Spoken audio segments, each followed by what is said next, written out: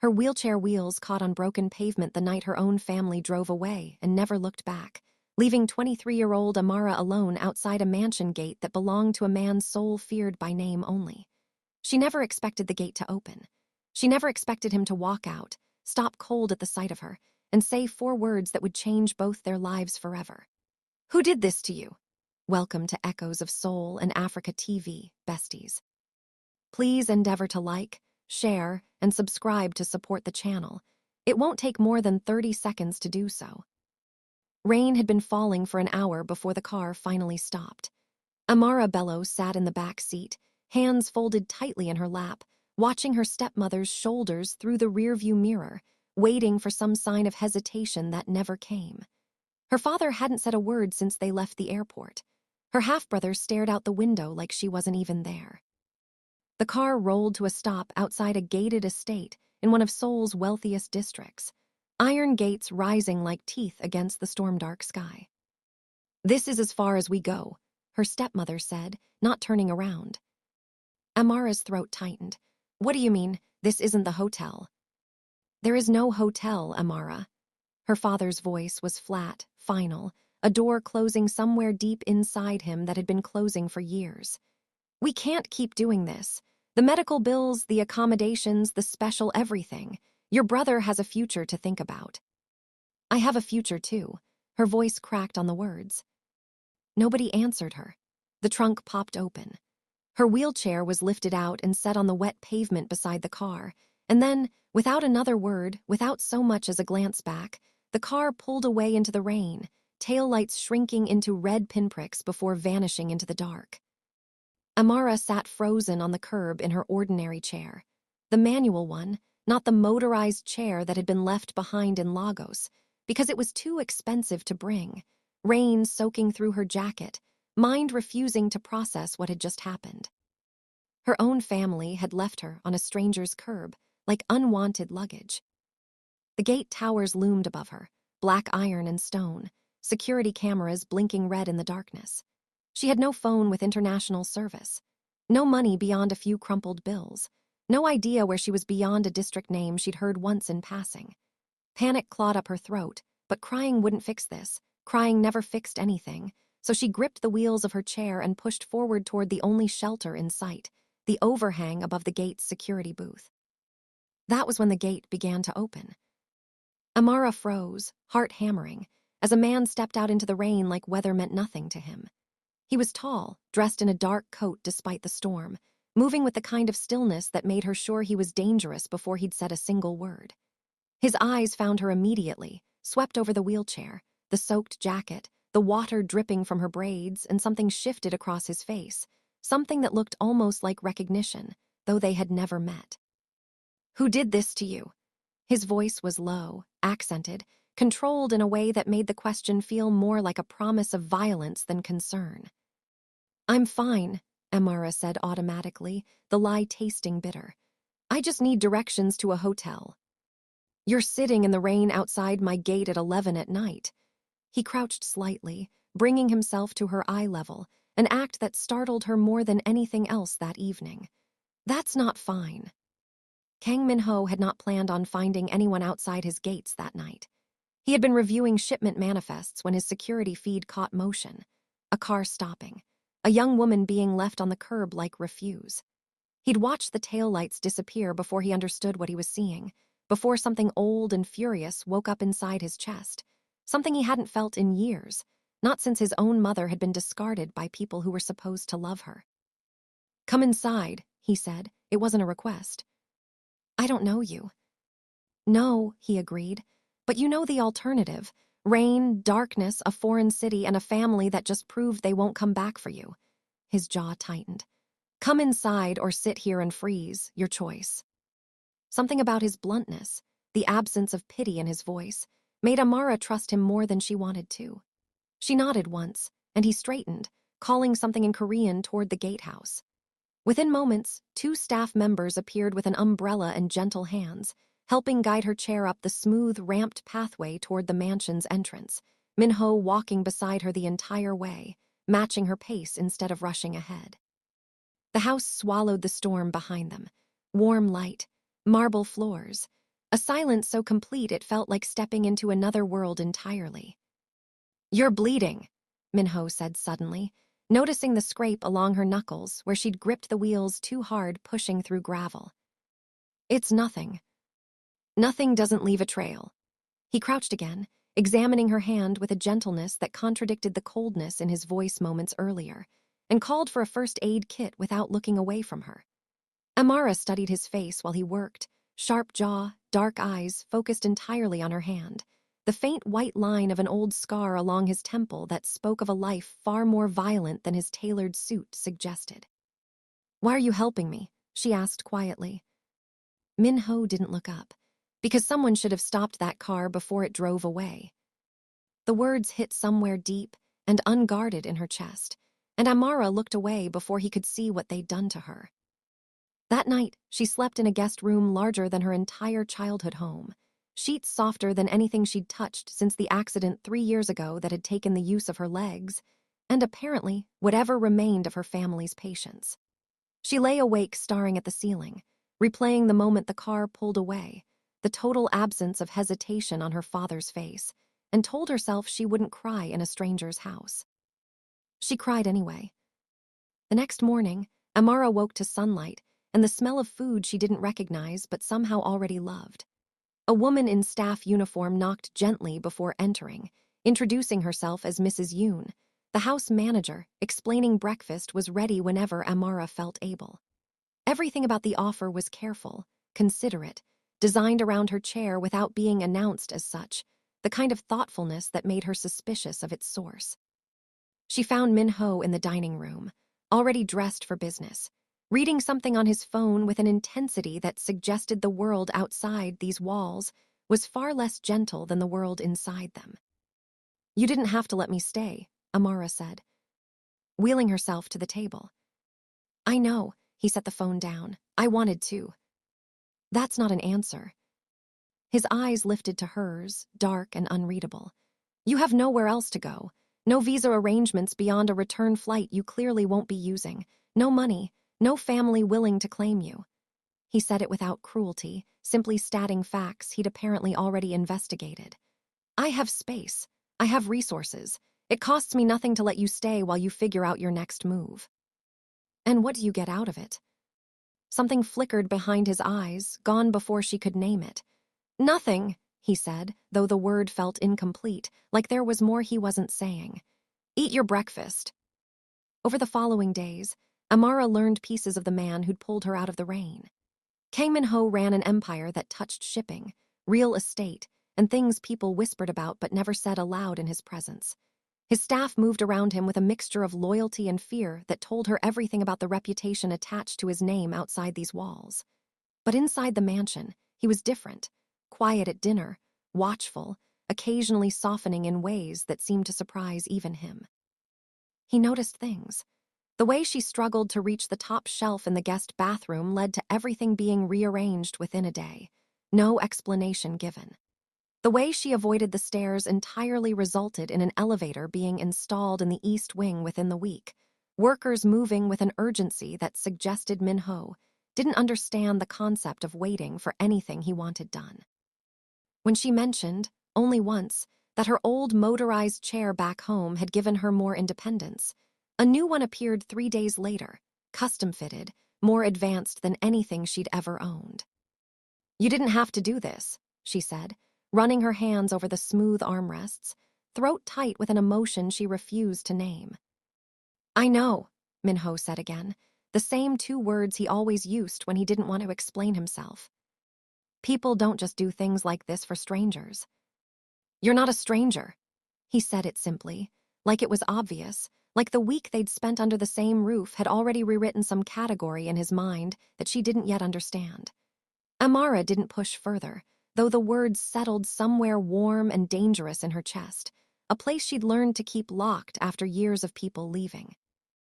A few days later, Minho's assistant arrived with paperwork that made Amara's stomach twist: immigration documents, medical transfer forms, an application for extended residency status, all filled out with details about her that she'd never shared directly. "How do you know all this?" she asked. staring at her own medical history typed in neat Korean and English translation. "I had someone look into your situation," Minho admitted, not remotely apologetic. "Your accident, your treatment history, your family's financial decisions regarding your care." His jaw tightened on the last part. "You deserve to know your options instead of being at the mercy of people who already showed you what they think you're worth." "That's invasive. That's protective." His eyes met hers, steady, unflinching. "I don't apologize for looking after what matters to me." The words settled between them, heavy with implication neither of them addressed directly.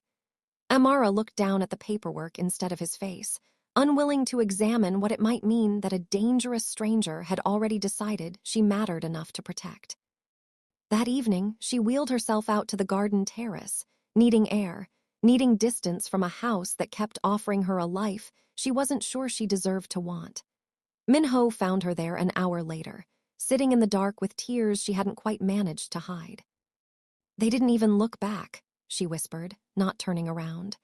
3 years I tried to be less of a burden, learned to do everything myself, never asked for anything I didn't absolutely need, and they still just drove away." Minho was quiet for a long moment. Then he moved to sit on the stone bench beside her chair, close enough that she could feel the warmth radiating off him despite the evening chill. "Their inability to love you correctly isn't a reflection of your worth," he said finally, voice rougher than usual. "It's a reflection of their limitations." "You don't know that." "I know people who abandon what they should protect," he said, something dark passing behind his eyes. "I grew up watching my mother be discarded by men who decided she was inconvenient. I know exactly what that kind of abandonment looks like, and I know it says everything about the person leaving and nothing about the person left behind." Amara turned to look at him then, really look, past the expensive suit and controlled expression to the flicker of old pain beneath it. "Is that why you stopped, that night at the gate?" "I stopped," Minho said quietly, "because I couldn't watch it happen again and do nothing." His hand moved, hesitant in a way that seemed foreign to a man who commanded empires, and settled over hers where it rested on the armrest of her chair.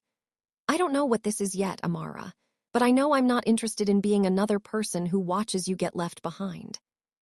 Her breath caught, and for a moment neither of them moved, the garden silent except for wind through the trees and the quiet, dangerous thunder of two hearts, recalculating what they thought they knew about safety. By the end of that first month, Amara had settled into a rhythm inside Minho's world that both terrified and steadied her. Mornings meant breakfast with a man who read intelligence reports over coffee like other people read newspapers. Afternoons meant physical therapy sessions he'd arranged with Seoul's best specialists, sessions he insisted on funding despite her repeated protests. Evenings meant quiet conversations that stretched longer each week, both of them slowly peeling back the walls they'd built to survive their respective worlds. She learned he'd built his empire from nothing after his father's death, left him exposed to enemies who assumed a 19-year-old couldn't hold power. She learned the scar at his temple came from an assassination attempt he'd survived at 22. She learned he trusted almost no one, kept nearly everyone at careful distance, and had not, according to Mrs. Yoon's careful commentary, allowed a guest to stay this long in his home in the 11 years she'd worked there. He learned things about her, too. That she'd been studying to become a physical therapist before the car accident that changed everything, an irony she mentioned with a bitter half-smile. That she still called her mother's old number sometimes just to hear the voicemail message, though her mother had passed 4 years before the accident. That she flinched, almost imperceptibly, whenever anyone moved too quickly near her chair, a reflex built from years of people treating her like an obstacle instead of a person. He never mentioned it directly, but Amara noticed he'd started moving slower around her, deliberately, like he was recalibrating his entire physical presence to make her comfortable. The first real tension arrived at a business dinner. Minho insisted she attend, introducing her to associates with a possessiveness in his tone that made more than one eyebrow rise around the table. A junior executive named Daniel, American, charming in the practiced way of someone used to getting what he wanted, seated himself beside her and spent the appetizer course complimenting everything from her earrings to her laugh, his hand finding excuses to brush her arm. Amara noticed Minho's jaw tightening from across the table. She noticed the way his conversation with the man beside him grew shorter, sharper, his attention splitting despite his obvious effort to maintain composure. "You have beautiful eyes," Daniel said, leaning closer than necessary. "Has anyone told you that?" "Amara doesn't require validation from strangers." Minho's voice cut across the table, quiet but absolute, silencing the surrounding conversation instantly. His eyes hadn't left Daniel's face since the man sat down. "Perhaps you'd be more useful discussing the shipping contract you were supposed to finalize this week." Daniel's smile faltered. He excused himself moments later, and Amara caught Minho's gaze across the table, something dark and satisfied flickering there before he composed himself back into careful neutrality. "That was unnecessary," she said later, once they were alone in the car heading home. "He was being inappropriate. He was being friendly. He was touching you." Minho's hands tightened on his knees, the only outward sign of the control he was exercising. "I don't share what's mine, Amara." The word landed between them like a struck match. "I'm not yours," she said, though her voice lacked the conviction the words demanded. Minho turned to look at her fully, the city lights sliding across his face through the car window, something raw and unguarded breaking through his careful composure for the first time since she'd known him. "Then tell me you didn't notice me across that table," he said, voice low. "Tell me you didn't feel it when he touched your arm and some part of you wished it was my hand instead." Amara's breath caught, words failing her completely, because the accusation was true and they both knew it. "That's what I thought," Minho said quietly, and the rest of the drive passed in charged silence, the air between them thick with everything neither of them was ready to say aloud. That night, unable to sleep, Amara found herself wheeling toward the study where Minho's light still burned past midnight. She found him standing at the window, tie loosened, staring out at Seoul's skyline like it held answers he couldn't find anywhere else. "I didn't mean to lie earlier," she said from the doorway. He turned, expression unreadable. "About what?" "About not being yours." Her voice trembled slightly, honesty costing her more than she expected. "I don't know what I am to you, Minho, or what you are to me, but I know I felt something tonight when you defended me, something that scared me more than anything my family ever did." He crossed the room slowly, crouching in front of her chair the way he had that first night in the rain, bringing himself level with her instead of standing over her. "What scared you?" "That I might actually let myself need someone again." Her voice broke on the last word. "Everyone I've needed has left, Minho. My mother died. My father drove away. I can't survive being left again, especially not by someone like you, someone with a world full of danger and enemies and reasons to eventually walk away." His hand came up slowly, giving her every chance to pull back, and cupped her face with a tenderness that contradicted every dangerous thing she'd learned about him. "I have watched men leave the people who trusted them for my entire life," he said quietly. "I have built an empire specifically so no one could ever force me to abandon what matters to me again." His thumb traced her cheekbone. "I am not going to become another person who leaves you, Amara. I refuse." "You can't promise that." "I can," he said, absolute certainty in every syllable. "Because unlike everyone else who's failed you, I choose to stay every single day, and I intend to keep choosing it for as long as you'll let me." The space between them collapsed slowly, inevitably, his forehead resting against hers, both of them breathing the same charged air, neither quite brave enough yet to close the final distance, but both irrevocably changed by how close they'd already come. Neither of them closed that final distance that night. Minho pulled back first, jaw tight with the same restraint that had built his entire empire, and pressed a kiss to her forehead instead of her lips, a promise instead of a taking. "Not like this," he murmured. "Not while you're still afraid of what wanting me might cost you." He wheeled her back to her room himself, said goodnight at her door, and left her sitting in the dark wondering how a man capable of such violence in his business could be so devastatingly gentle with her heart. The following week, Seoul's rumor mill caught fire.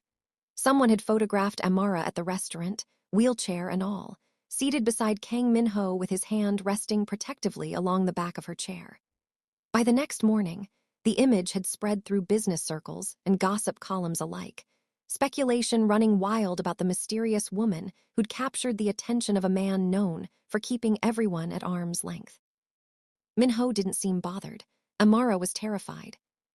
"They're calling me a gold digger," she said, scrolling through comments on Mrs. Yoon's tablet with growing horror. "They're saying you found some charity case to make yourself look generous." "Ignore them." "How can I ignore this? I don't even have legal status here yet, and now half of Seoul thinks I'm using you."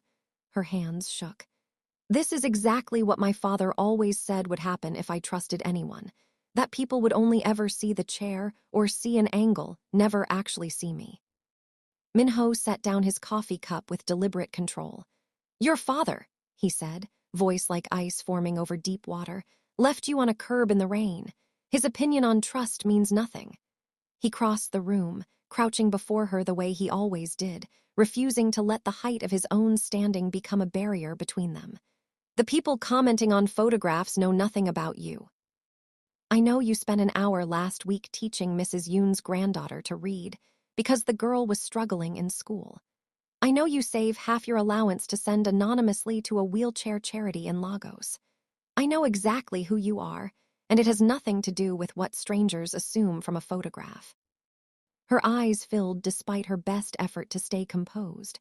"Why does it matter so much to you what I think of myself?" "Because I have watched you flinch every time someone looks at you too long, still bracing for judgment," he said quietly. "And I want to be the reason you stop flinching."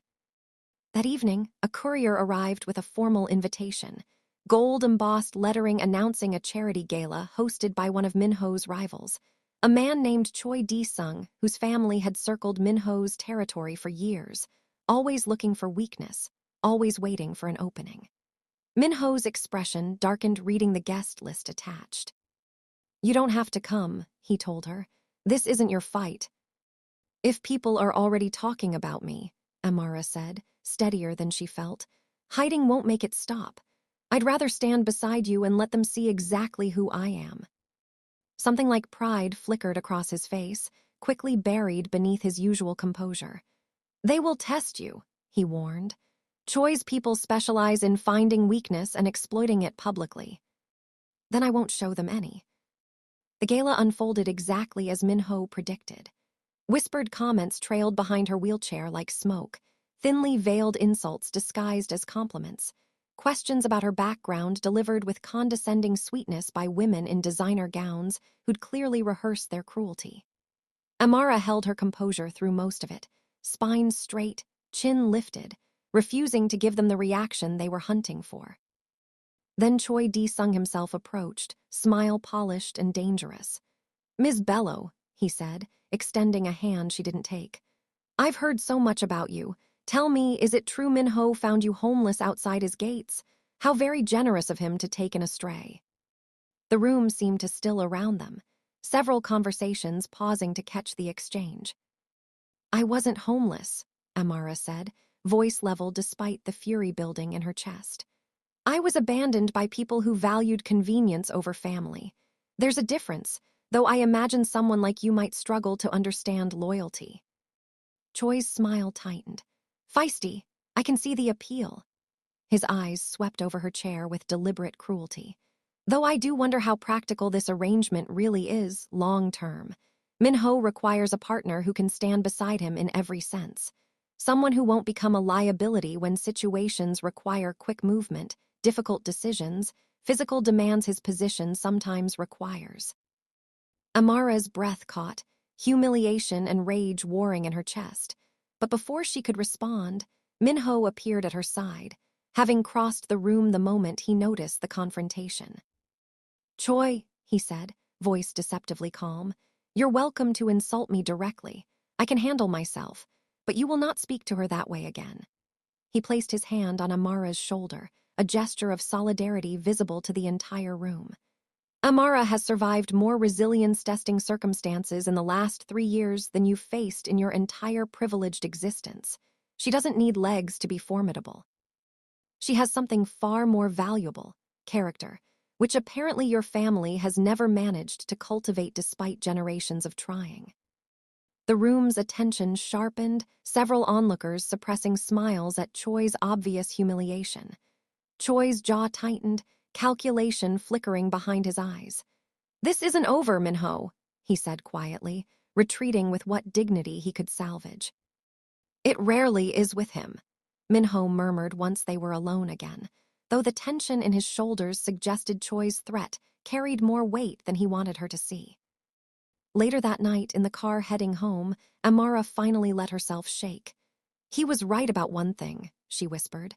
"I am a liability, if your enemies see me as a way to hurt you." "Stop," Minho's voice was sharp, immediate. "You are not a liability. You are a target because you matter to me, and that is entirely different." He reached across the seat, taking her hand in both of his. "I built my entire life around never letting anyone use my weaknesses against me.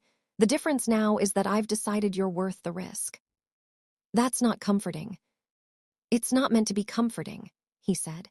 "It's meant to be honest. Loving someone in my world means accepting that danger follows always. I won't lie to you about that. But I will promise you this. I have buried men for lesser threats against what's mine, and I will burn Choi's entire operation to ash before I let him lay a finger on you." The possessive fury in his voice should have frightened her. Instead, it settled something anxious and untethered deep in her chest, a strange, dangerous comfort in being wanted fiercely enough to warrant war. By the following week, the tension between them had become a living thing, charged glances across breakfast, hands lingering too long during physical therapy sessions.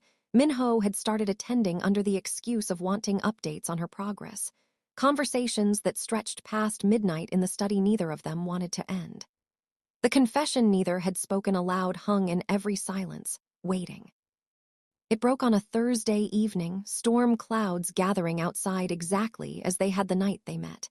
When Minho returned home earlier than expected, expression carved from granite, blood staining the cuff of his white shirt.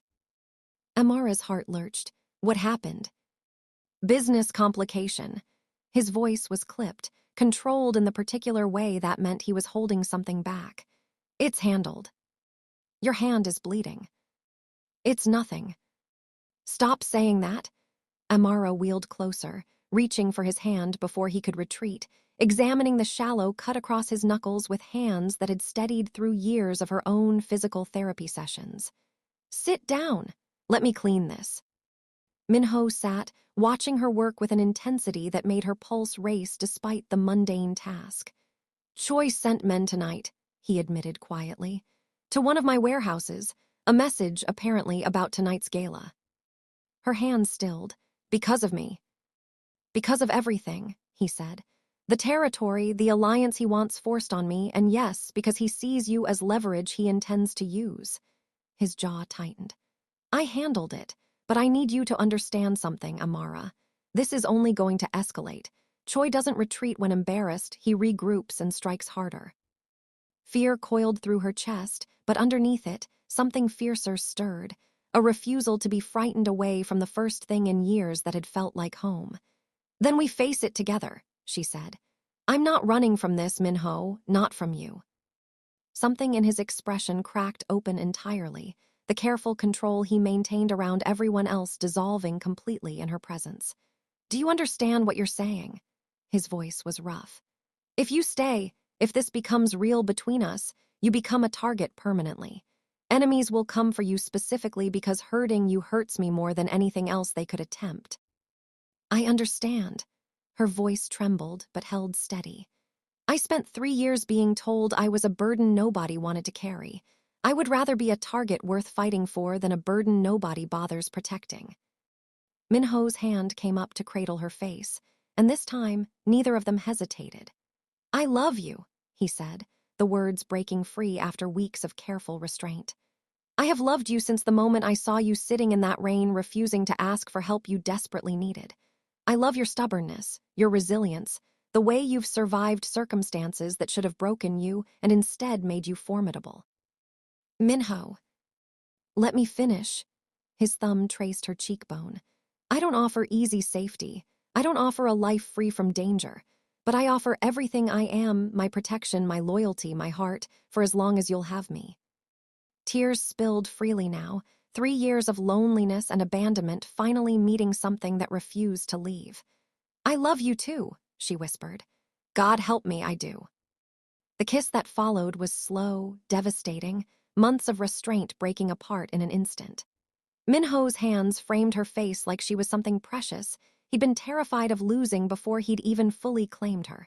And Amara's fingers gripped his shirt, pulling him closer, needing to feel the reality of a love she'd never quite believed she deserved. When they finally broke apart, breathless, foreheads pressed together, Minho whispered against her lips, "Stay with me tonight. Not because I expect anything, but because I can't bear the thought of you down the hall when everything in me wants you close." "Yes," she breathed, no hesitation left in her voice. What followed was tender, unhurried, an exchange of trust neither of them had offered anyone in years. Minho worshipped her like something sacred, patient with a gentleness that contradicted every dangerous thing Soul whispered about him, and Amara let herself be seen fully, chair and scars and all, for the first time since her accident. Content fades. She woke to sunlight and his arms still around her, and for the first time in 3 years, Amara didn't brace herself for someone to be gone. 3 weeks passed in fragile peace. Amara moved through the mansion with a new ease, no longer a guest bracing for the door to close behind her, but something closer to belonging. Minho found reasons to touch her constantly, a hand at the small of her back, fingers laced with hers during quiet dinners, the casual intimacy of a man who'd spent years denying himself softness, finally allowing it in. Then Choi Di-sung made his move. It happened on an ordinary Tuesday. Amara had insisted on visiting a physical therapy clinic downtown instead of having the specialist come to her, wanting one small piece of independence in a life that had become entirely wrapped around Minho's protection. Her bodyguard, a quiet man named Sung-yi, waited outside the clinic entrance while she completed her session. She never made it back to the car. 2 men intercepted her in the parking garage, one gripping the handles of her chair while the other pressed something sharp-edged against her ribs, low enough to stay hidden from passing cars. "Quietly," the first man said in accented English. "Mr. Choi would like a conversation." Sung-yi fought when he realized what was happening, but 3 more men emerged from a black van, overwhelming him before he could reach his phone. Amara was lifted, chair and all, into the back of a windowless vehicle, her screams swallowed by the van door sliding shut. Minho's phone rang 40 minutes later. He was in a board meeting, reviewing quarterly projections, when Sung-yi's name flashed across the screen, and something in his chest went cold before he'd even answered. "She's gone," Sung-yi said, voice ragged with pain and shame. "Choi's men took her from the garage, I tried." "Where?" Minho's voice had dropped into the register his enemies feared most, ice wrapped around fury, so absolute it had become stillness. "I don't know. They left me unconscious. I woke up 10 minutes ago." Minho ended the call and stood, and every person in that boardroom watched the most dangerous man in Seoul transform into something they'd only heard about in warnings passed between rival organizations. "Clear the building," he said quietly. "Get me Choi's location within the hour, or I start dismantling every asset he owns, starting with the ones that matter to him personally." His men moved instantly, the machinery of his empire redirecting entirely toward one purpose. Amara woke in a dim warehouse, wrists bound loosely to the arms of her own wheelchair, which someone had thankfully preserved rather than leaving her on the floor. Choi Di-sung stood several feet away, studying her with the satisfaction of a man who believed he'd finally found his winning move. "Ms. Bello," he said pleasantly, "I do apologize for the theatrics, but Minho has proven remarkably resistant to reasonable negotiation, and I've found that men like him respond best to consequences rather than conversation. He'll kill you for this." "He'll try." Choi crouched slightly, an echo of the gesture Minho always used, though it felt violating coming from him. "You're going to call him. You're going to tell him you're safe, that I'm treating you well, and that all of this ends the moment he signs over the Incheon port contracts and steps back from the Northern Territories. He won't negotiate with terrorism. Choi's smile thinned. Then I suppose we'll discover exactly how much he values a woman in a wheelchair he's known for less than 2 months. The cruelty in his voice was deliberate, designed to wound, but Amara held his gaze without flinching, 3 years of practice in refusing to let people see her break. You clearly don't understand him at all, she said quietly. If you think a threat against me will make him weaker, you're about to learn how wrong you are. Choi's phone rang before he could respond. He answered, expression shifting from confidence to something more careful as Minho's voice came through, low and lethal even through the speaker. You have 1 hour to release her unharmed, Minho said, or I burn every warehouse, every shipment, every account you've ever touched to the ground, and then I come for you personally. Bold words for a man about to lose his port contracts. I don't negotiate with kidnappers. Minho's voice didn't waver. I eliminate them. The only reason you're still breathing right now is that I'm giving you exactly 60 minutes to reconsider the catastrophic mistake you've made tonight. The call ended. Choi's hand trembled slightly as he lowered the phone, and for the first time, Amara saw something crack beneath his polished arrogance, the sudden understanding that he'd underestimated exactly how far Minho would go. He had underestimated it badly. 40 minutes later, the warehouse doors exploded inward. Minho moved through the chaos that followed with a controlled violence that made his own men keep careful distance, finding Amara within seconds, cutting through her restraints with hands that shook only once he confirmed she was unharmed. I'm here, he said, voice breaking slightly as he pulled her against him. I'm here. Minho. I almost lost you. His forehead pressed against hers, breathing unsteady for the first time since she'd known him. I have never in my life felt fear like the last hour. I will burn this entire city down before I let anyone touch you again. Choi was dragged past them in restraints, defeated, his empire already crumbling under the retaliation Minho had unleashed the moment the threat became real. Amara barely registered his passing, entire focus consumed by the man holding her like she might shatter. Take me home, she whispered. Always, Minho promised. That night, unable to sleep despite exhaustion, Amara found Minho standing at her bedside, watching her with an intensity that made her chest ache. Marry me, he said quietly. Not because tonight frightened us both into rash decisions, but because I have known since that first night in the rain that I wasn't interested in a life that didn't include you. Tears spilled instantly. Yes, she whispered. Yes, 1,000 times yes. The wedding took place a month later, small and fierce, Mrs. Yoon crying through the entire ceremony, Sung Yi standing guard with visible pride, Amara wearing a dress that made her feel like the Queen Minho had always insisted she was.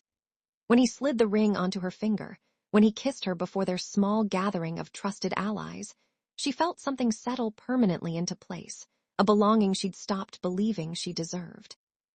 8 months later, she placed a positive pregnancy test on his desk without a word. Minho stared at it, then looked up at her with tears he made no effort to hide. We're having a baby, he whispered. We're having a baby, she confirmed, laughing through her own tears. Their daughter arrived on a rainy morning, screaming into a world her father had already rebuilt to be safe for her. Minho held her with the same fierce devotion he'd shown Amara from that very first night, and watching them together, Amara understood completely that abandonment hadn't been the end of her story. It had simply been the beginning of finding where she truly belonged.